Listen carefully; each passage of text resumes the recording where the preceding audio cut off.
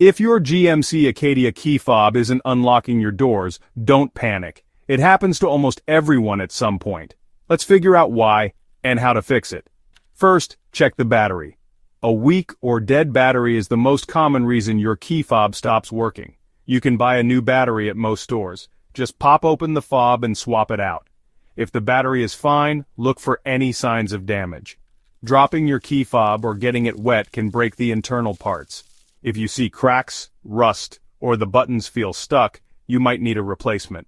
Next, make sure you're close enough to your Acadia. Key fobs only work within a certain range, usually around 30 feet. Also, try using the spare key fob if you have one. If the spare works, your main fob is the problem. If neither fob works, the problem might be with your car. The receiver in your Acadia could have an issue. In this case, try resetting your car's system by disconnecting and reconnecting the battery, or check the owner's manual for other tips. Still stuck? It's time to call your local GMC dealer or a locksmith. They can test your fob and help you get back on the road.